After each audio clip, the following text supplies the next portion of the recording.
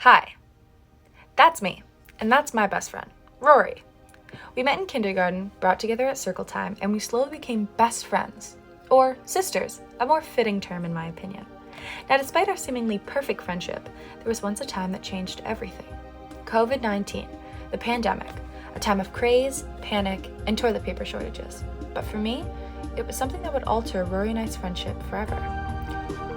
March 13th, 2020 was the day that we learned that we would be getting an extra few weeks of March break due to COVID, which at the time was a distant problem. Best thing ever, right? Well, not for me. We ended up not going back, and instead being confined to our lonely homes for months.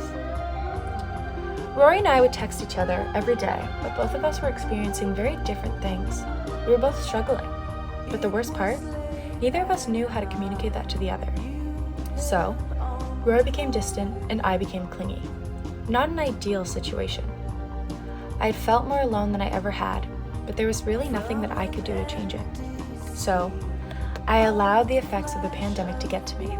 I became isolated and lonely, with nothing to do apart from sit on my phone for hours on end and text people who would barely ever answer.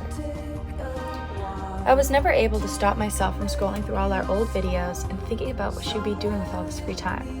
She was always creative, but she hated being stuck inside. I just wanted to see her again.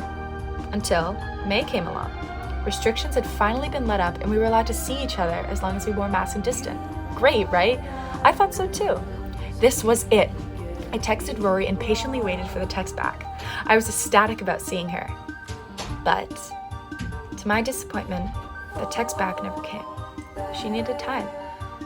And that was something I couldn't control. So, I waited. I attempted to pick up on new things, trying to occupy myself, kill some time. But no matter how many shows I watched or books I read, I could never stop thinking about her. Until I got a call from her asking me if I wanted to hang out in the park. And of course, I said yes.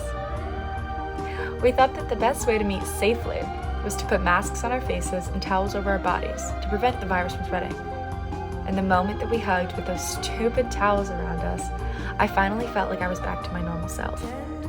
We talked until it was dark with towels around our shoulders as we walked home.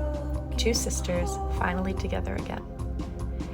And from that day on, I genuinely knew that we were soulmates. We were each other's other halves, and we depended on each other to be our best selves.